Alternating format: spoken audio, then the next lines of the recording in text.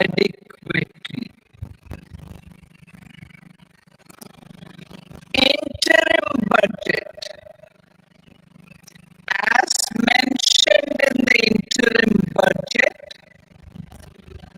we need to focus on four major castes, namely the Garib, Mahirayan, Yuva, and Annadata. The poor, women, youth, and the farmer. For Annadata, we announced higher minimum support prices a month ago for all major crops, delivering on the promise of at least a 50% margin over cost.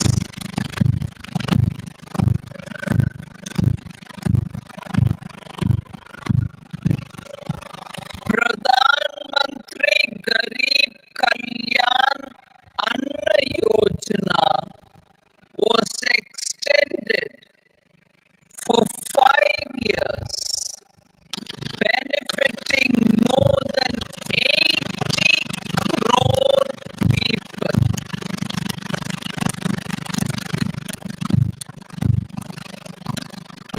Administrative actions for approval and implementation of various schemes announced in the interim budget are well underway. The required allocations have been made. Budget theme. Turning attention to the full year and beyond in this budget, we particularly focus on employment, skilling,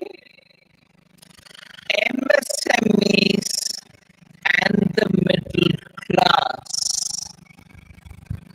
I'm happy to announce the Prime Minister's package of 5 schemes and initiatives to facilitate employment, skilling, and other opportunities for 4.1 crore youth over a 5-year period.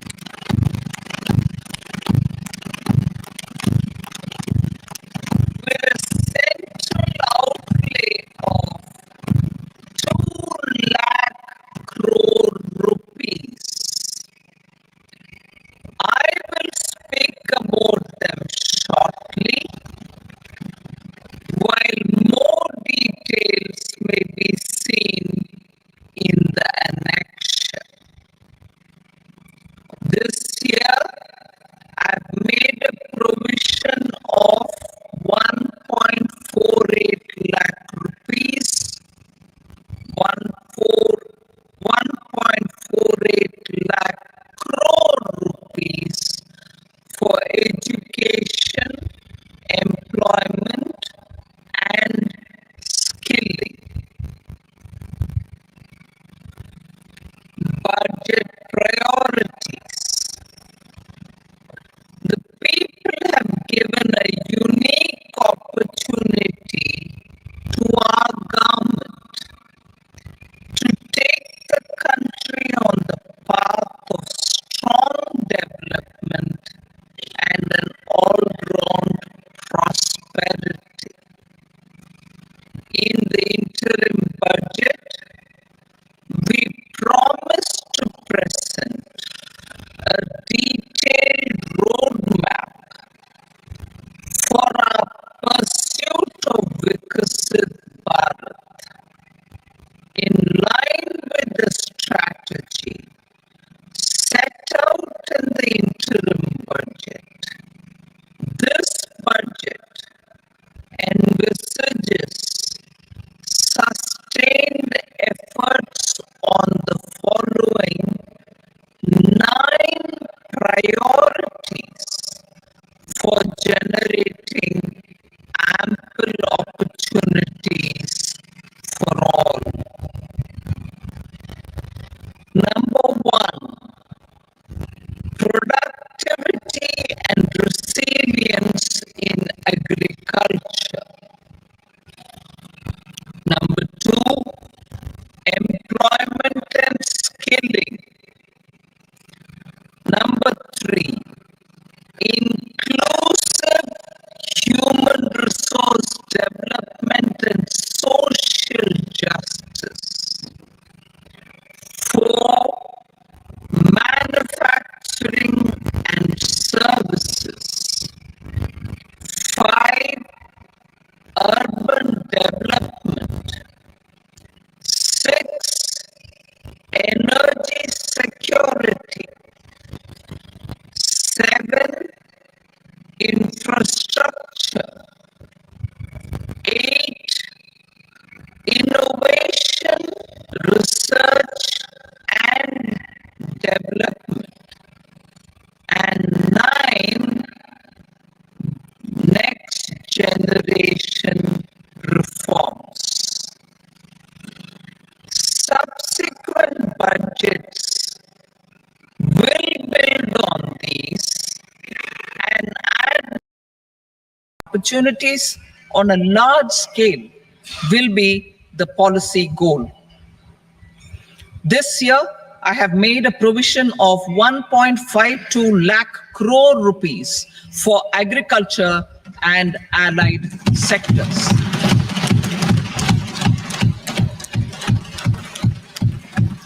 Priority 2, employment and skilling. Employment linked incentive. Our government will implement following 3 schemes for employment linked incentive as part of the Prime Minister's package.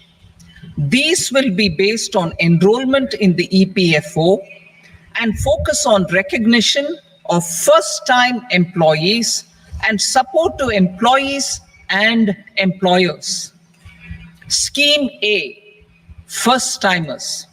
This scheme will provide 1 month wage to all persons newly entering the workforce in all formal sectors.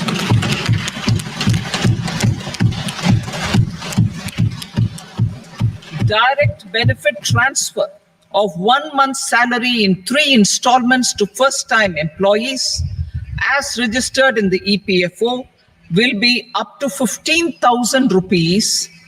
The eligibility limit will be a salary of 1 lakh per month. The scheme is expected to benefit 210 lakh youths.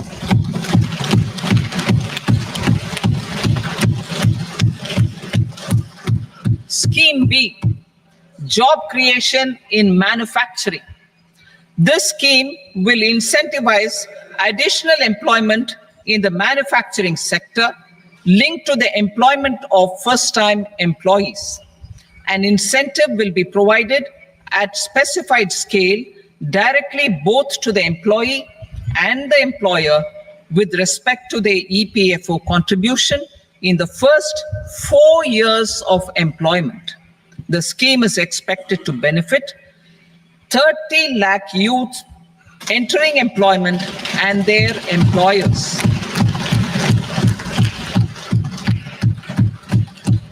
Scheme C, support to employers. This employer-focused scheme will cover additional employment in all sectors. All additional employment within a salary of 1 lakh rupee per month will be counted. The government will reimburse to employers up to 3,000 rupees per month for 2 years towards the EPFO contribution for each additional employee. The scheme is expected to incentivize additional employment of 50 lakh persons.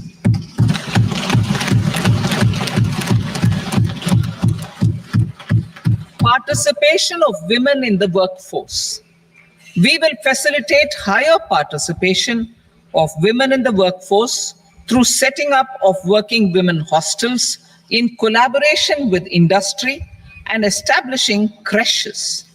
In addition, the partnership will seek to organize women-specific skilling programs and promotion of market access for women SHG enterprises.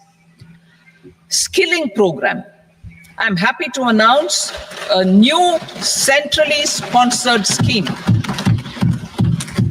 as the fourth scheme under the Prime Minister's package for skilling in collaboration with state governments and industry.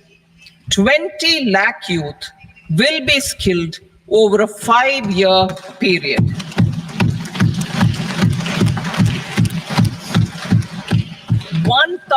Industrial training institutes will be upgraded in hub and spoke arrangements with outcome orientation.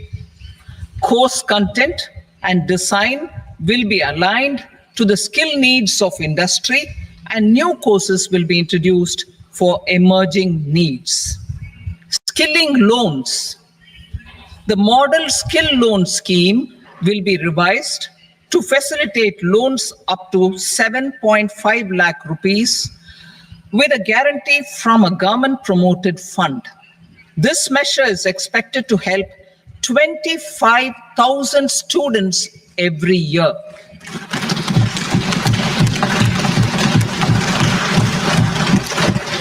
Education loans.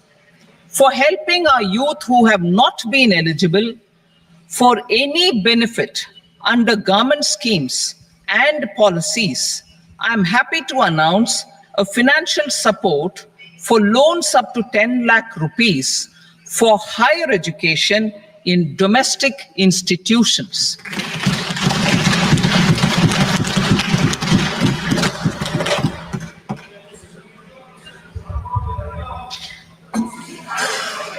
E-vouchers for this purpose. E-vouchers for this purpose will be given directly to 1 lakh students every year for annual interest subvention of 3% of the loan amount. Priority 3, inclusive human resource development and social justice, saturation approach. Our government is committed to all-round, all-pervasive, and all-inclusive development of people, particularly farmers, youth, women, and the poor.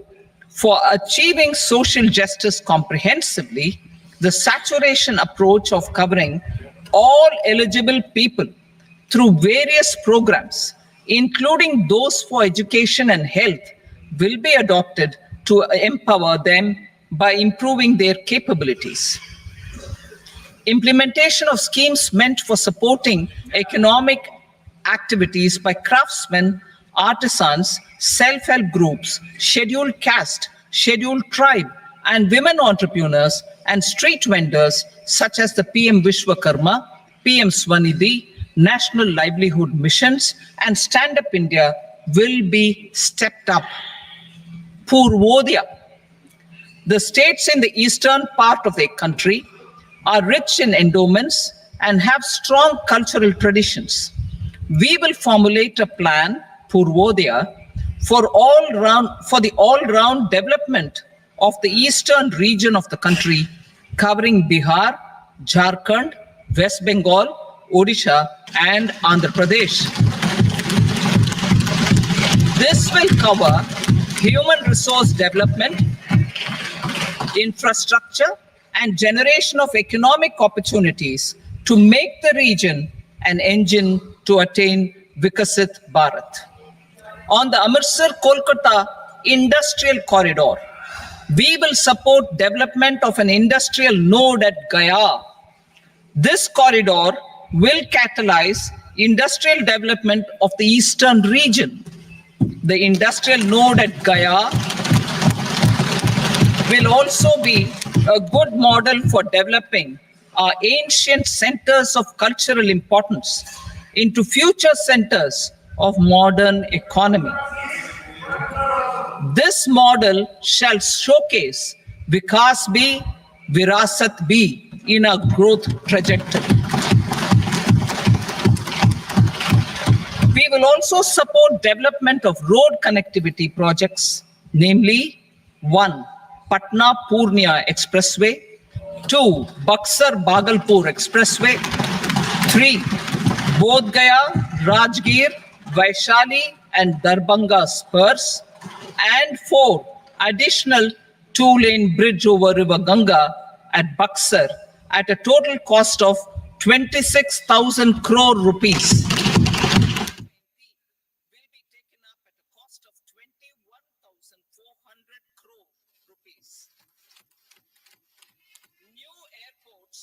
Medical colleges and sports infrastructure in Bihar will be constructed. An additional allocation to support capital investments will be provided. The requests of Bihar government for external assistance from multilateral development banks will be expedited.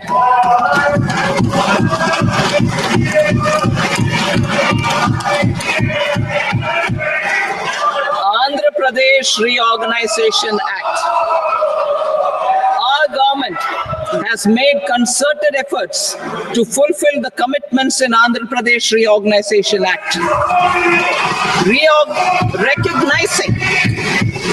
Recognizing the state's need for the capital, recognizing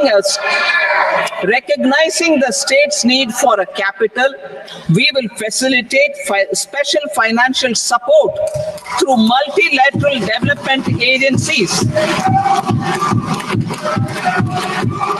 In the current financial year, 15,000 crore rupees will be arranged with additional amounts in future.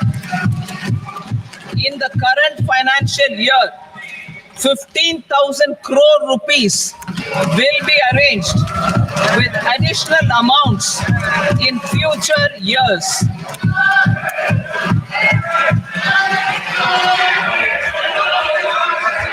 Our government is fully committed to financing and early completion of the Polavaram irrigation project, which is the lifeline for Andhra Pradesh and its farmers. This will facilitate our country's food security as well. Under the Act, Andhra Pradesh Reorganization Act, for promoting industrial development, funds will be provided for essential infrastructure such as water, power, railways, and roads. In Kopparthi node on the Visakhapatnam-Chennai industrial corridor and Varavakal node on the Hyderabad-Bangalore industrial corridor. An additional allocation will be provided this year towards capital investment for economic growth. Grants for backward regions of Rayalaseema, Prakasham, North Coastal Andhra, as stated in the Act, will be provided. PM Awas Yojana. 3 crore additional houses under the PM Awas Yojana in rural and urban areas in the country have been announced, for which the necessary allocations are being made. Women-led development. For promoting women-led development, the budget carries an allocation of more than 3 lakh crore for schemes benefiting women and girls. This signals our government's commitment for enhancing women's role in economic development. Pradhan Mantri Janjatiya Unnat Gram Abhiyan for improving the socio-economic condition of tribal communities. We will launch the Pradhan Mantri Janjatiya Unnat Gram Abhiyan by adopting saturation coverage for tribal families in tribal majority villages and aspirational districts.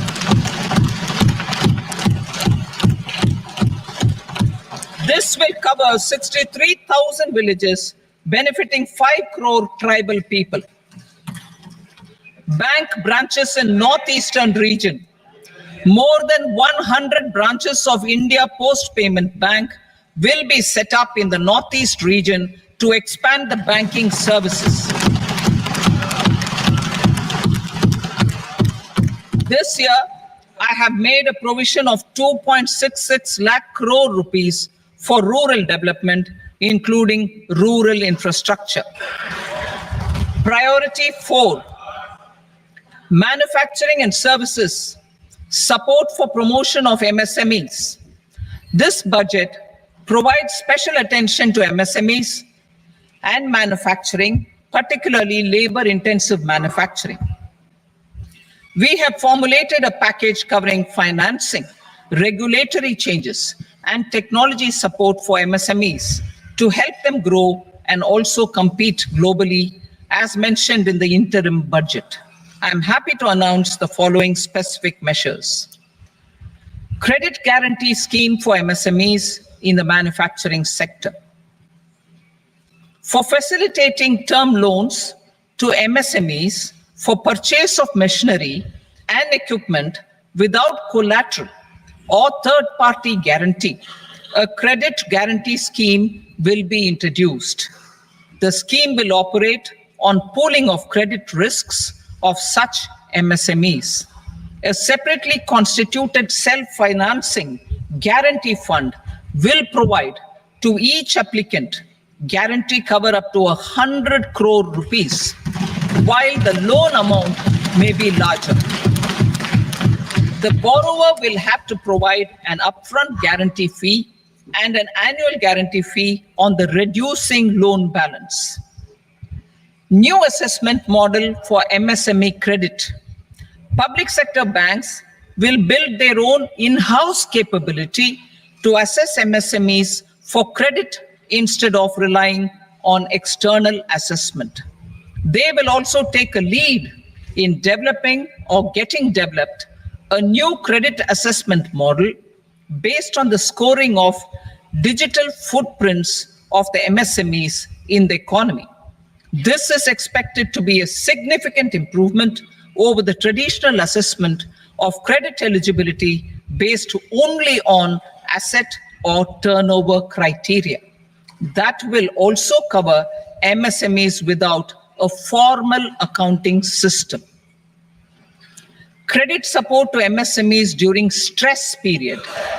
I'm happy to announce a new mechanism for facilitating continuation of bank credit to MSMEs during their stress period while being in special mention account, SMA stage, for reasons beyond their control. MSMEs need credit to continue their business and to avoid getting into the NPA stage. Credit availability will be supported through a guarantee from a government-promoted fund. Mudra loans. The limit of Mudra loans will be enhanced to 20 lakh from the current 10 lakh for those entrepreneurs who have availed and successfully repaid previous loans under the Tarun category. Enhanced scope for mandatory onboarding in TREDS. For facilitating MSMEs to unlock their working capital by converting their trade receivables into cash, I propose to reduce the turnover threshold of buyers for mandatory onboarding on the TREDS platform from rupees 500 crore to 250 crore rupees. This measure will bring 22 more CPSCs and 7,000 more companies onto the platform. Medium enterprises will also be included in the scope of the suppliers. SIDBI branches in MSME clusters. SIDBI will open new branches to expand its reach to serve all major MSME clusters within 3 years and provide direct credit to them. With the opening of 24 such branches this year, the service coverage will expand to 168 out of 242 major clusters. MSME units for food irradiation, quality and safety testing. Financial support for setting up of 50 multi-product food irradiation units in the MSME sector will be provided. Setting up of 100 food quality and safety testing labs with NABL accreditation will be facilitated.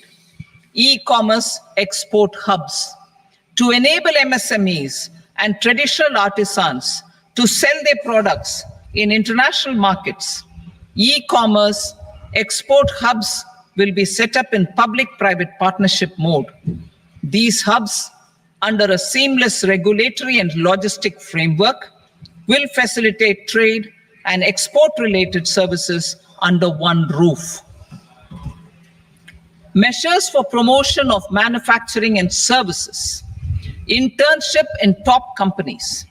As the fifth scheme under Prime Minister's package, our government will launch a comprehensive scheme for providing internship opportunities in 500 top companies to 1 crore youth in 5 years.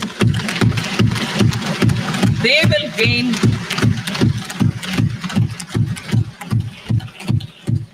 will gain exposure for 12 months to real-life business environment, varied professions, and employment opportunities. An internship allowance of 5,000 per month, 5,000 rupees per month, along with a one-time assistance of 6,000 rupees will be provided. Companies will be expected to bear the training cost and 10% of their internship cost from their CSR funds. Industrial parks. Our government will facilitate development of investment-ready, plug-and-play industrial parks with complete infrastructure in or near 100 cities in partnership with the states and private sector by better using town planning schemes. 12 industrial parks under the National Industrial Corridor Development Program also will be sanctioned.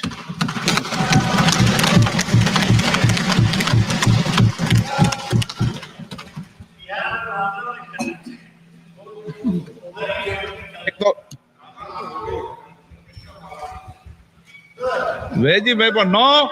Please, pet here.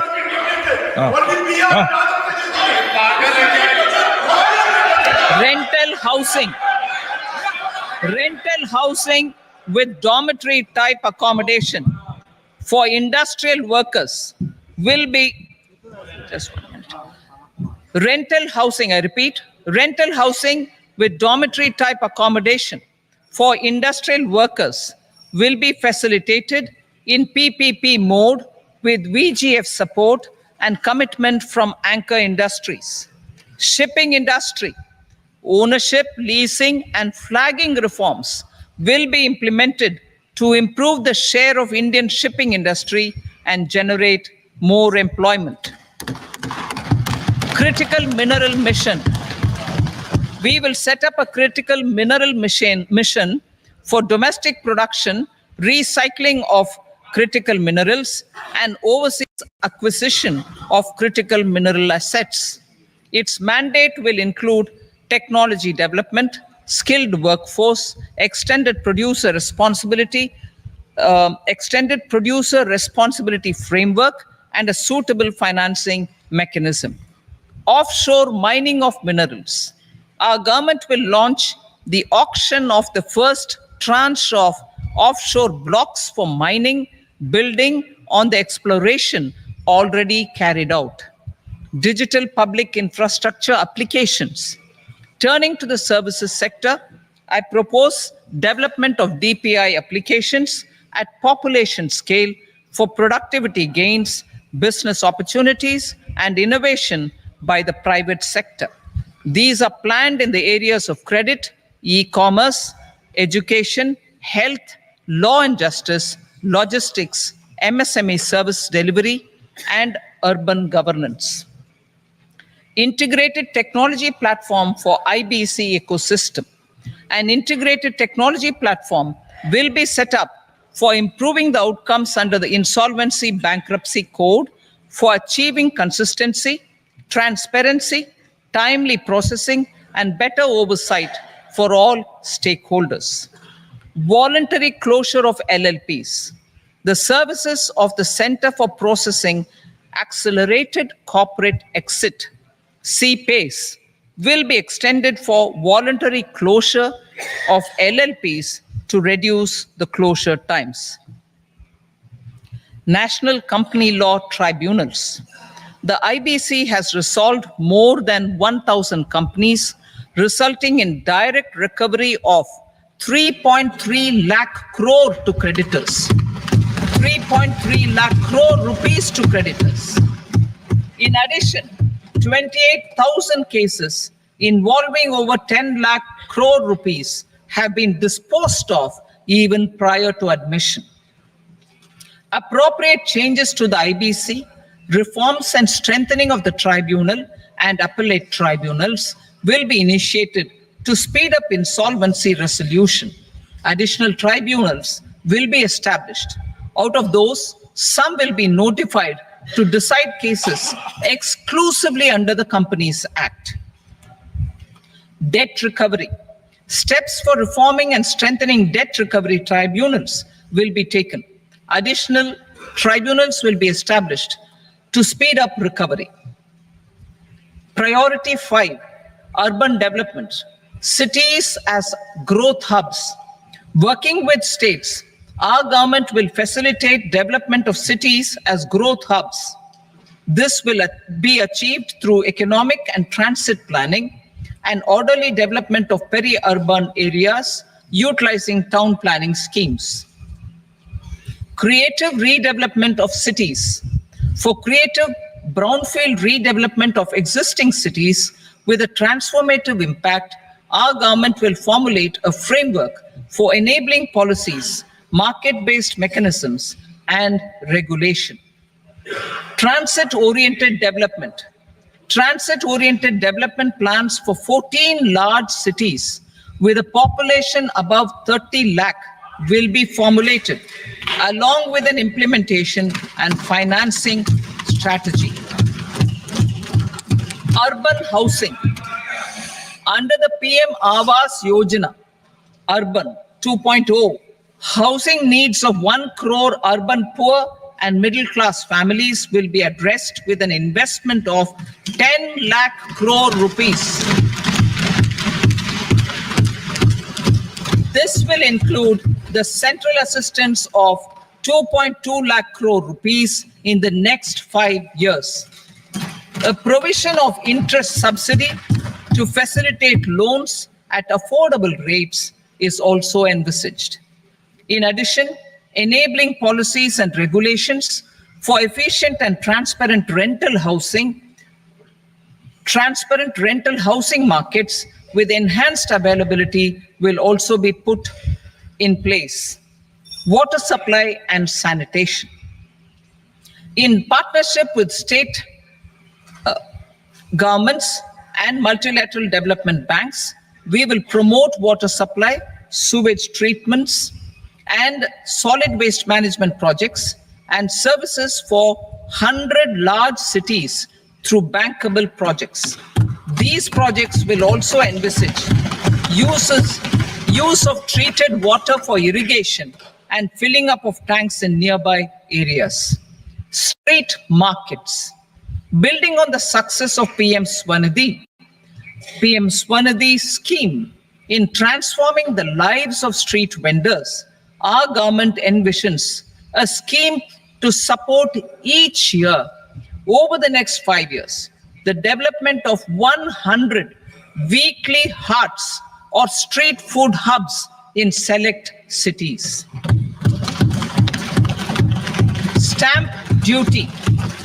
We will encourage states which continue to charge high stamp duty to moderate the rates for all and also consider further lowering duties for properties purchased by women.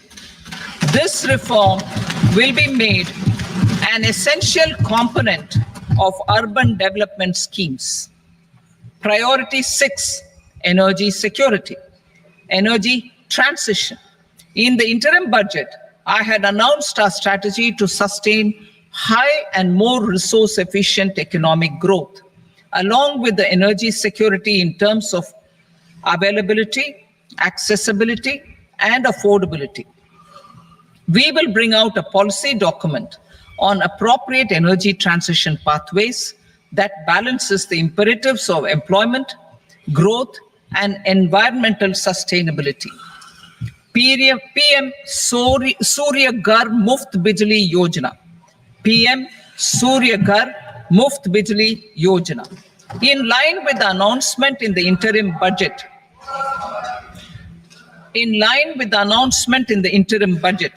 PM Surya Ghar Muft Bijli Yojana has been launched to install rooftop solar plants to enable 1 crore households obtain free electricity up to 300 units every month. The scheme has generated remarkable response with more than 1.28 crore registrations and 14 lakh applications, and we will further encourage it. Pumped storage policy.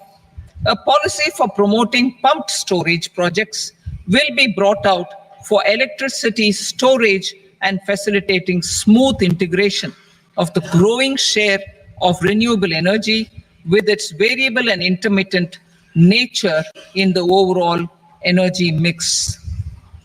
Research and development of small and modular nuclear reactors.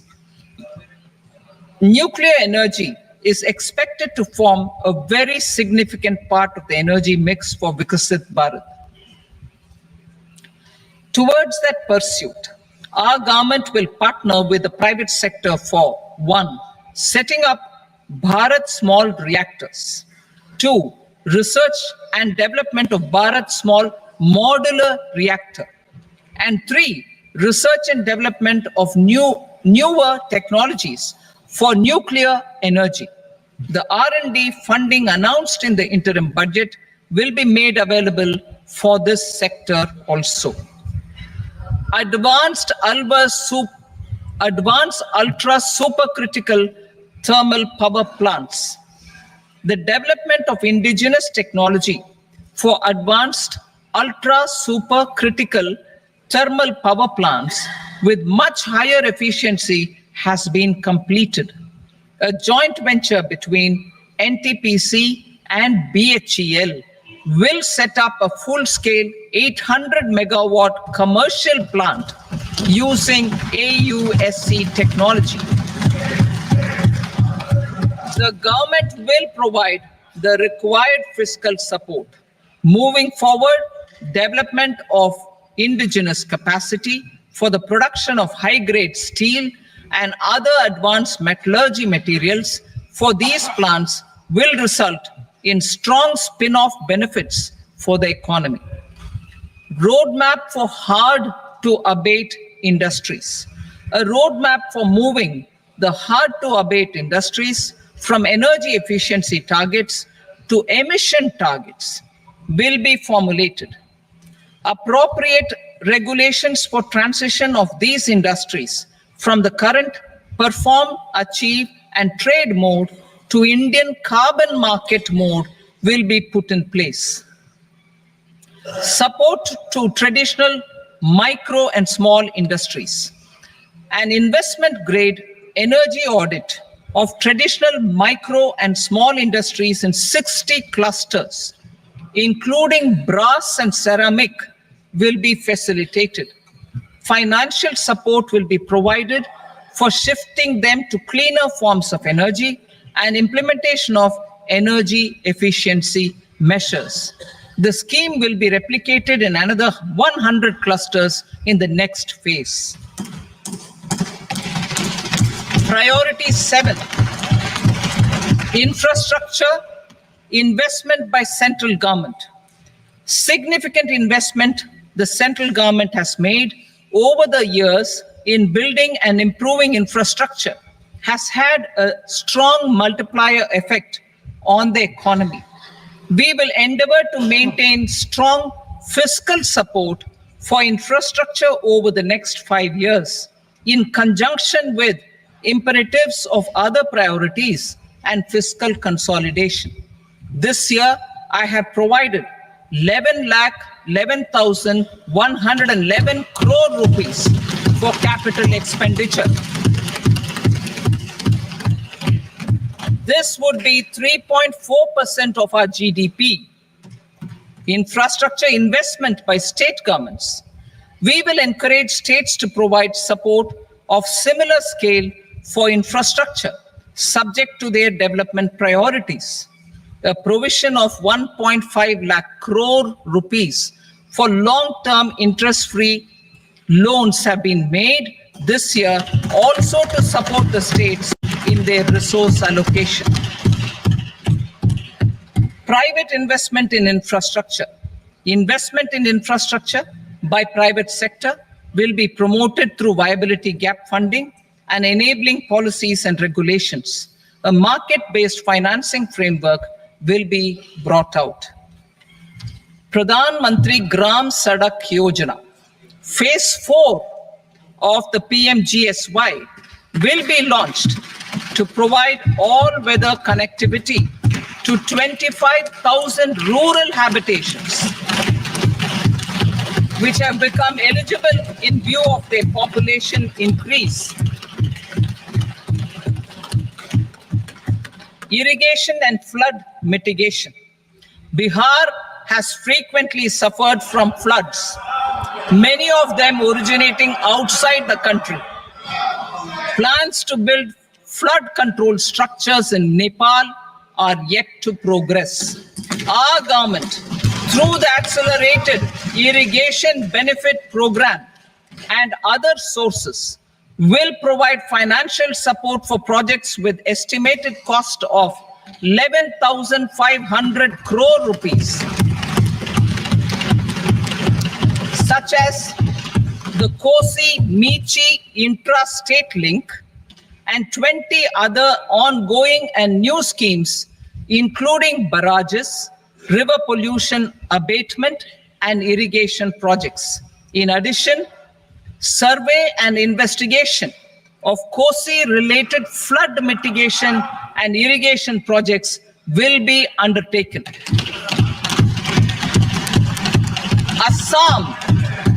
Assam grapples with floods every year by the Brahmaputra River and its tributaries originating outside India.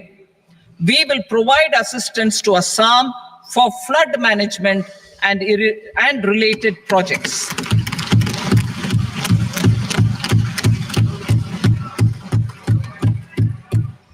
Himachal Pradesh suffered extensive losses due to floods last year. Our government will provide assistance to the state for reconstruction and rehabilitation through multilateral development assistance.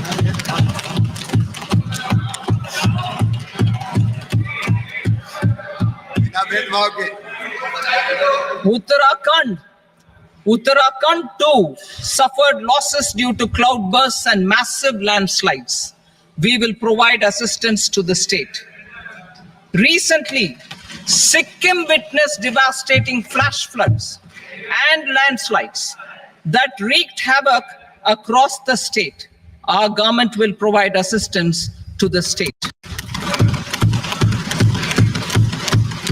Tourism.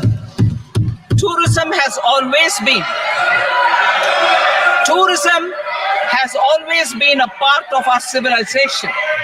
Our efforts in positioning India as a global tourist destination will also create jobs, stimulate investments, and unlock economic opportunities for other sectors.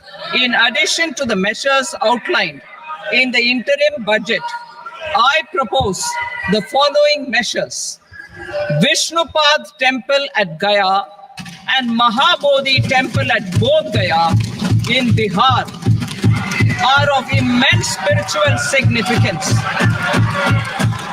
Comprehensive development of Vishnupad Temple corridor and Mahabodhi Temple corridor will be supported, modeled on the successful Kashi Vishwanath Temple corridor to transform them into world-class pilgrim and tourist destinations.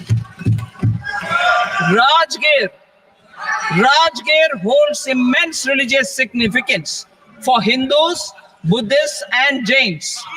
The 20th Tirthankara Muniswarata temple in the Jain temple complex is ancient. The Saptarishi, or the 7 hot springs, form a warm water Brahmkund that is sacred. A comprehensive development initiative for Rajgir will be undertaken. Our government will support the development of Nalanda as a tourist center, besides reviving Nalanda University to its glorious stature.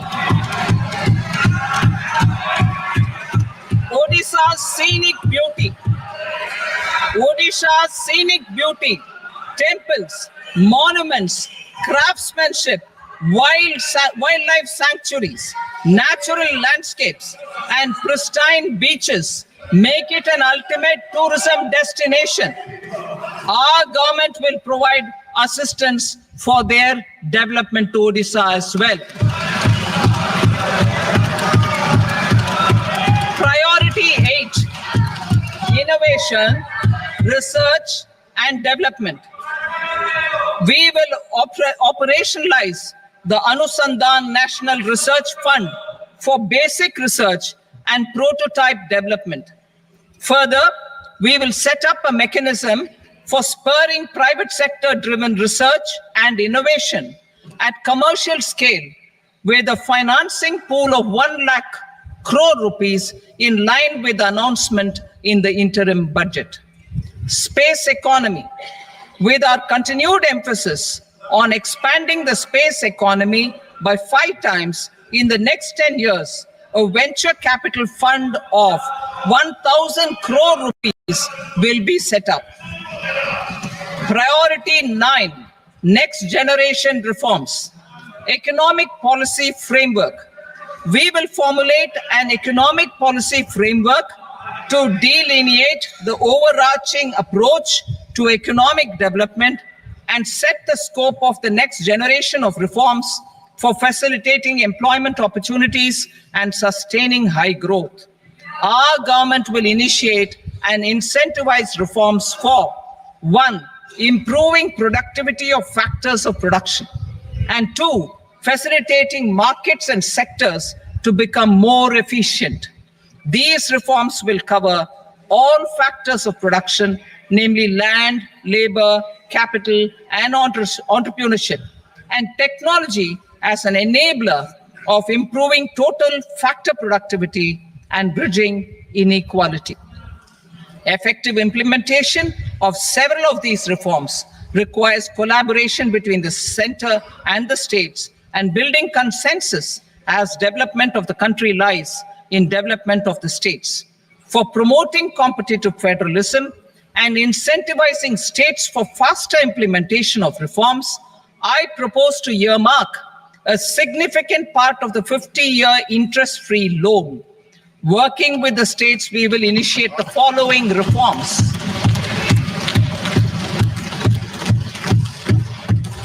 Land-related reforms and actions, both in the rural and urban areas, will cover land administration will cover 1. Land administration, planning and management, and 2.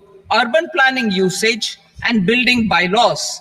These will be incentivized for completion within the next 3 years through appropriate fiscal support. Rural land-related actions. Rural land-related actions will include 1. Assignment of unique land parcel identification number, UL PIN, or Bhu Aadhaar for all lands. 2. Digitization of cadastral maps. 3. Survey of subdivisions, survey of map subdivisions as per current ownership. 4. Establishment of land registry.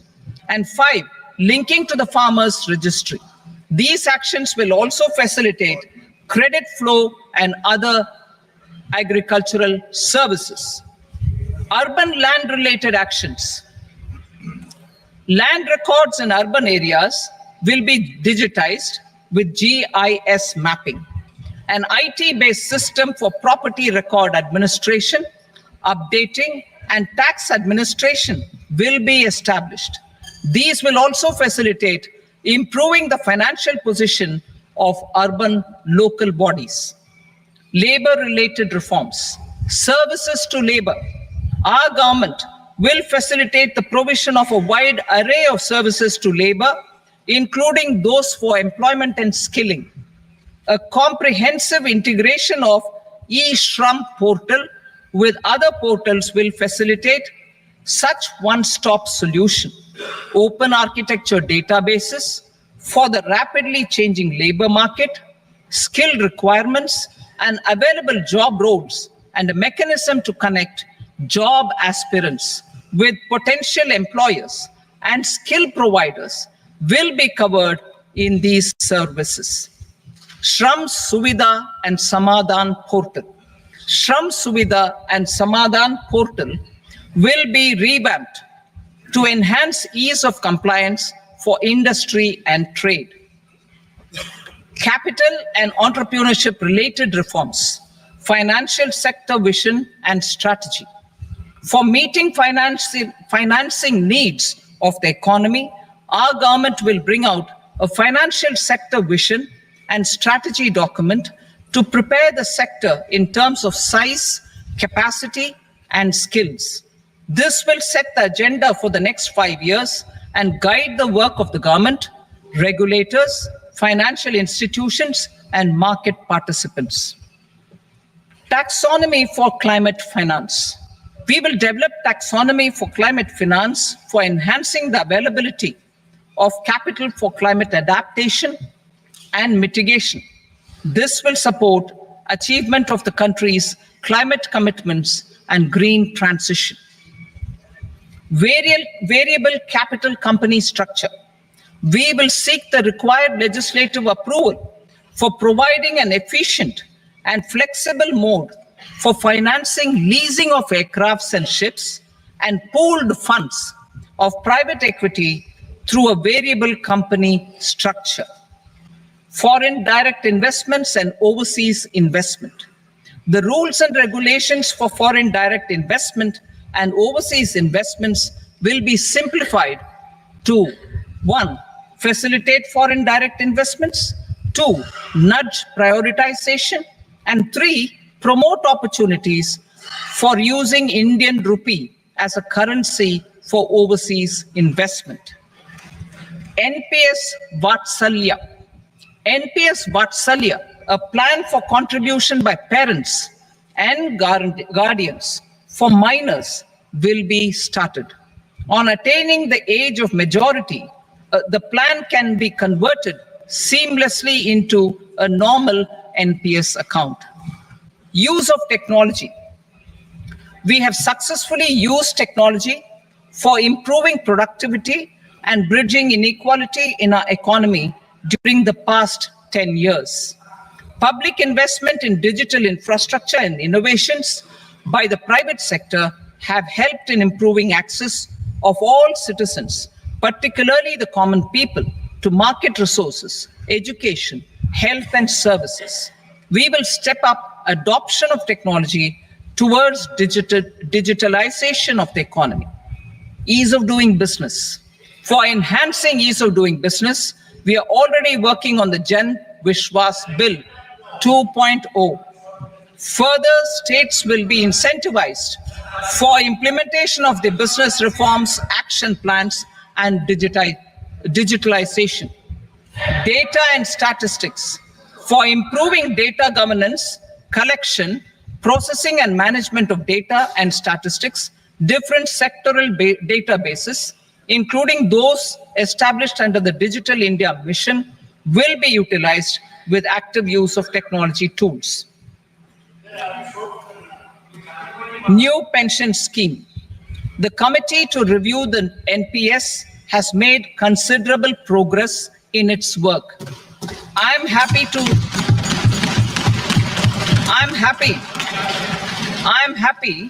that the staff side of the National Council of the Joint Consultative Machinery for Central Government Employees has taken a constructive approach. A solution will be evolved which addresses the relevant issues while maintaining fiscal prudence to protect the common citizens. Budget estimates for 24-25. For the year 24-25, total receipts other than borrowings and the total expenditure are estimated at 32.07 lakh crore rupees and 48.21 lakh crore rupees respectively. The net tax receipts are estimated at 25.83 lakh crore rupees. The fiscal deficit is estimated at 4.9% of the GDP. The gross and the net market borrowings through dated securities during 24-25 are estimated at 14.01 lakh crore rupees and 11.63 lakh crore rupees respectively. Both will be less than that in 23-24. The fiscal consolidation path announced by me in 2021 has served our economy very well, and we aim to reach the deficit below 4.5% next year. The government is committed to staying the course. From 2026-27 onwards, our endeavor will be to keep the fiscal deficit each year such that the central government's debt will be on a declining path as percentage of GDP. I will now move to part B.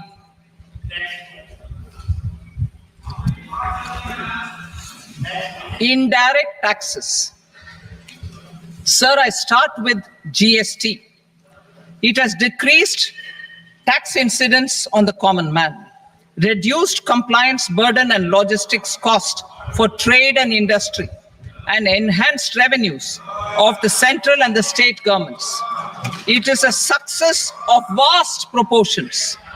To multiply the benefits of GST, we will strive to further simplify and rationalize the tax structure and endeavor to expand it to the remaining sectors.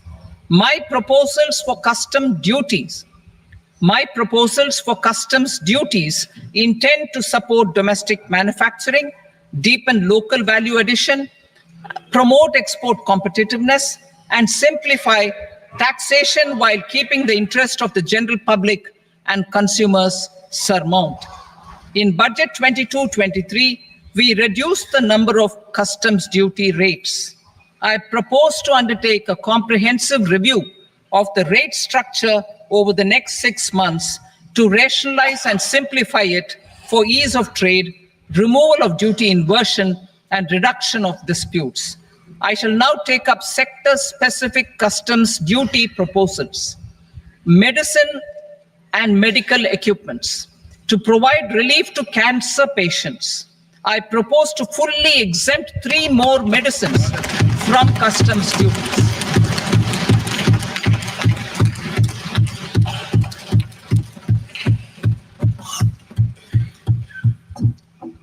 I also propose changes in the BCD on X-ray tubes and flat panel detectors for use in medical X-ray machines under the phased manufacturing program so as to synchronize them with the domestic capacity addition.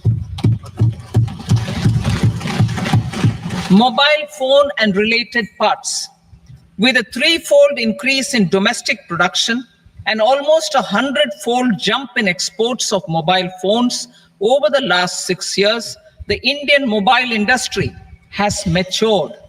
In the interest of consumers, I now propose to reduce the BCD on mobile phone, mobile PCBA, and mobile charger to 15%. Critical minerals. Minerals such as lithium, copper, cobalt, and rare earth elements are critical for sectors like nuclear energy, renewable energy, space, defense, telecommunications, and high-tech electronics. I propose to fully exempt customs duties on 25 critical minerals and reduce BCD on 2 of them. This will provide a major fillip to the processing and refining of such minerals and help secure their availability for these strategic and important sectors. Solar energy. Energy transition is critical in the fight against climate change. To support energy transition, I propose to expand the list of exempted capital goods for use in the manufacture of solar cells and panels in the country. Further, in view of sufficient domestic manufacturing capacity of solar gas, glass, and tinned copper interconnect, I propose not to extend the exemption of custom duties provided to them. Marine products. India's seafood exports in the last financial year touched an all-time high of more than 60,000 crores of rupees.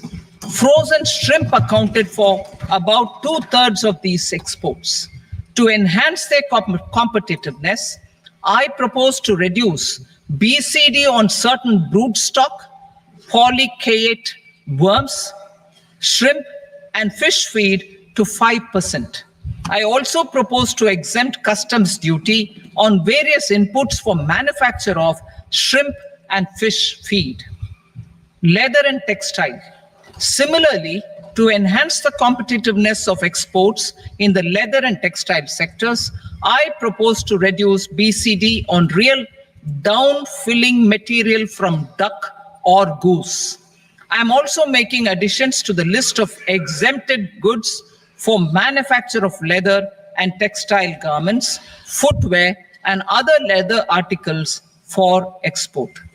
To rectify inversion in duty, I propose to reduce BCD subject to conditions on methylene diphenyl diisocyanate, MDI, for manufacture of spandex yarn from 7.5 to 5%.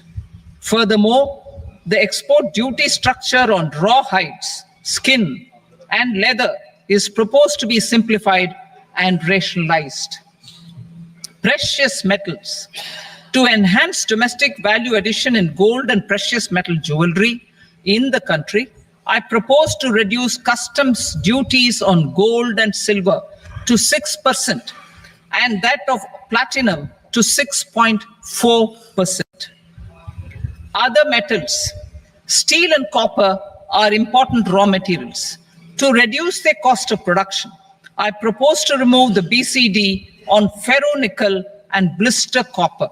I am also continuing with nil BCD on ferrous scrap and nickel cathode and concessional BCD of 2.5% on copper scrap.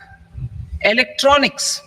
To increase value addition in the domestic electronics industry, I propose to remove the BCD subject to conditions on oxygen-free copper for manufacture of resistors. I also propose to exempt certain parts for manufacture of connectors. Chemicals and petrochemicals. To support existing and new capacities in the pipeline, I propose to increase the BCD on ammonium nitrate from 7.5% to 10%. Plastics. PVC flex banners are non-biodegradable and hazardous for environment and health. To curb their imports, I propose to raise the BCD on them from 10 to 25%. Telecommunication equipment.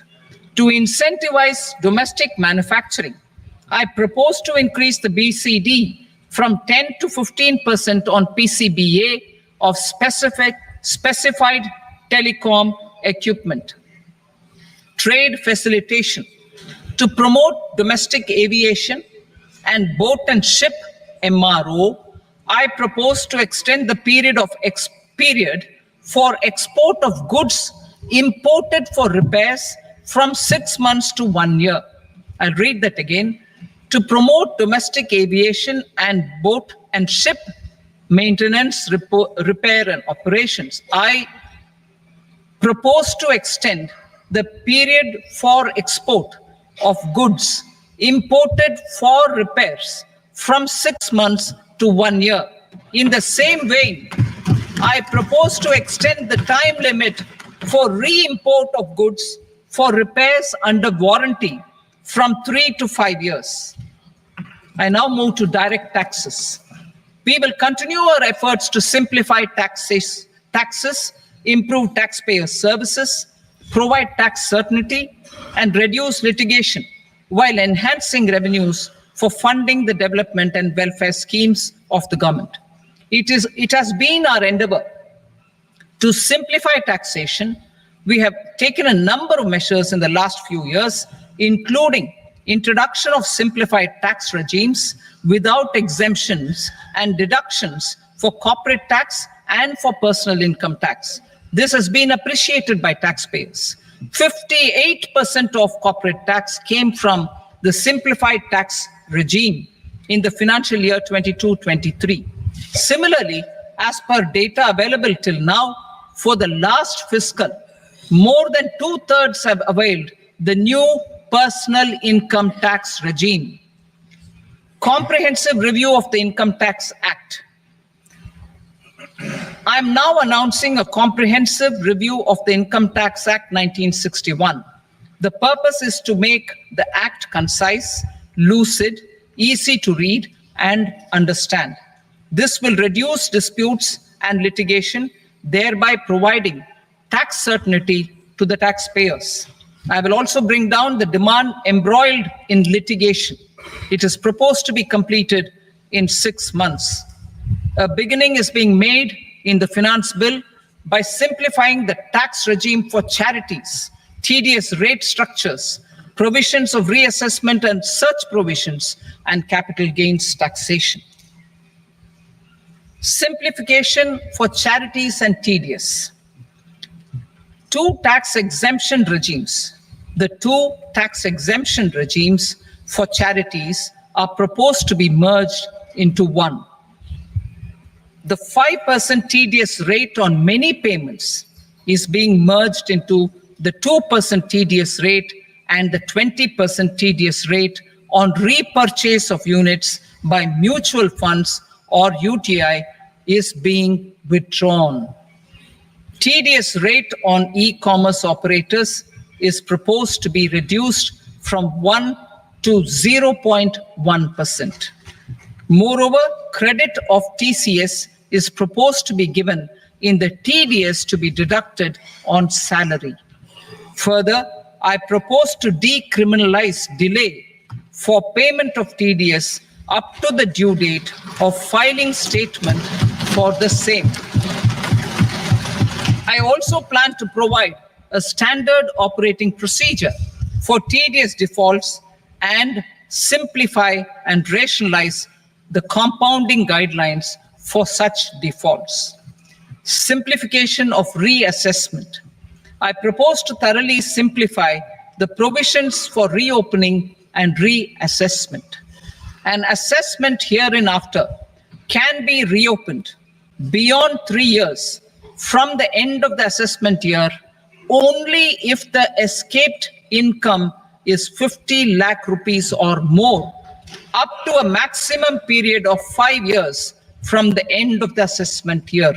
Even in such cases, a time limit of 6 years before the year of the search, as against the existing time limit of 10 years is being proposed. This will reduce tax uncertainty and disputes. Simplification and rationalization of capital gains. Capital gains taxation is also proposed to be hugely simplified. Short-term gains on certain financial assets shall henceforth attract a tax rate of 20%, while that on all other financial assets and all non-financial assets shall continue to attract the applicable tax rate. Long-term gains on all financial and non-financial assets, on the other hand, will attract a tax rate of 12.5%. For the benefit of the lower and the middle income classes, I propose to increase the limit of exemption of capital gains on certain financial assets to 1.25 lakh rupees per year. Listed financial assets held for more than a year will be classified as long-term, while unlisted financial assets and all non-financial assets will have to be held for at least 2 years to be classified as long-term. Unlisted bonds and debentures, debt mutual funds, and market-linked debentures, irrespective of holding period, however, will attract tax on capital gains at applicable rates. Taxpayer services. All the major taxpayer services under GST and most services under customs and income tax have been digitalized. All remaining services of customs and income tax, including rectification and order giving effect to appellate orders, shall be digitalized and made paperless over the next 2 years. Litigation and appeals. While our concerted efforts to reduce pendency of appeals at various appellate fora are beginning to show good results, it will continue to engage our highest attention. To dispose of the backlog of first appeals, I plan to deploy more officers to hear and decide such appeals, especially those with large tax effect. For resolution of certain income tax disputes pending in appeal, I am also proposing Vivad Se Vishwas Scheme 2024. Further, I propose to increase monetary limits for filing appeals related to direct taxes, excise, and service tax in the tax tribunals, high courts, and Supreme Court to 60 lakh rupees, 2 crore rupees, and 5 crore respectively.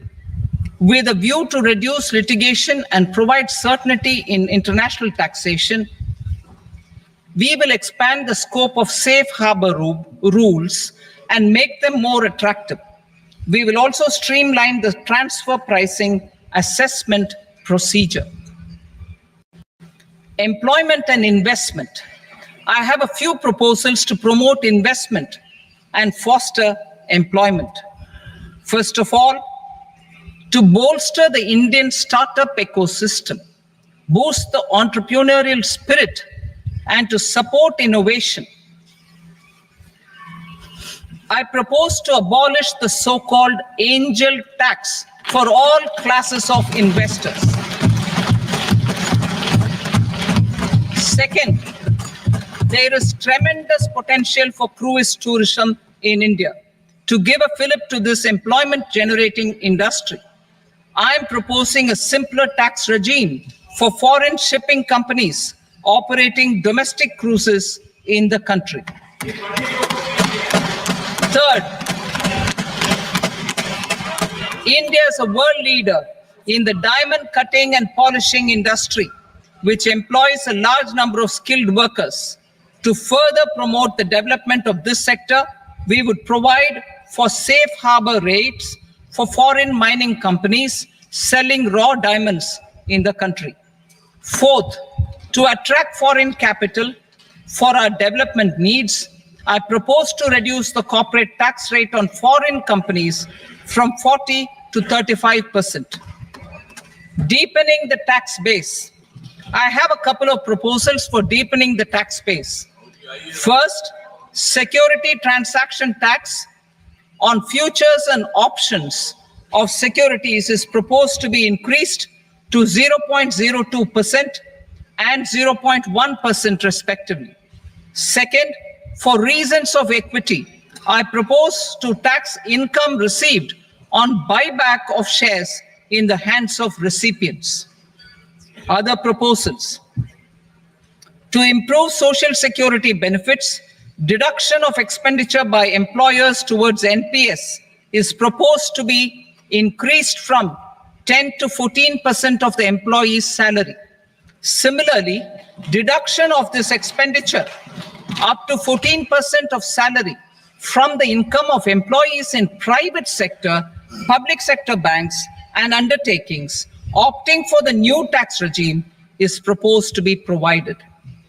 Indian professionals working in multinationals get ESOPs and invest in social security schemes and other movable assets abroad. Non-reporting of such small foreign assets has penal consequences under the Black Money Act. Such non-reporting of movable assets up to 20 lakh rupees is proposed to be depenalized. Other major proposals in the finance bill relate to withdrawal of equalization levy of 2%, expansion of tax benefits to certain funds and entities in IFSCs, and immunity from penalty and prosecution to Benamidar on full and true disclosure so as to improve conviction under the Benami Transaction Prohibition Act 1988. Personal income tax. Coming to personal income tax rates, I have two announcements to make for those opting for the new tax regime.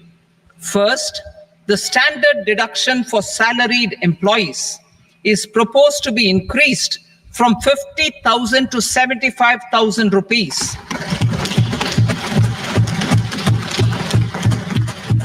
Similarly, deduction on family pension for pensioners is proposed to be enhanced from 15,000 to 25,000 rupees. This will provide relief to about 4 crore salaried individuals and pensioners.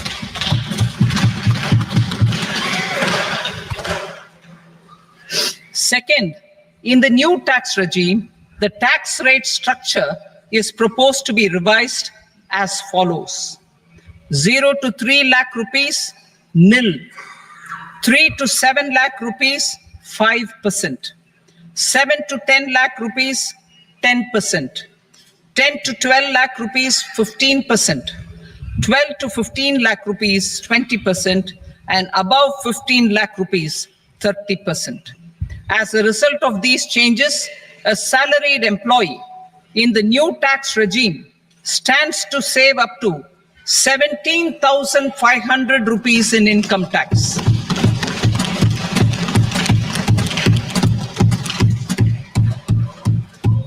Apart from these, I'm also making some other changes as given in the annexure.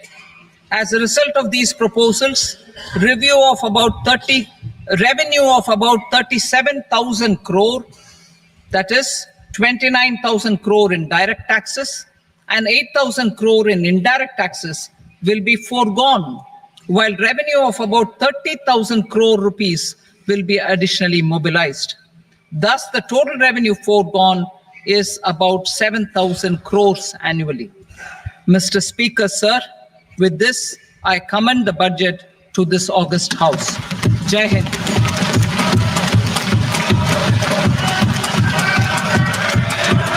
Item number 2. Item number 2.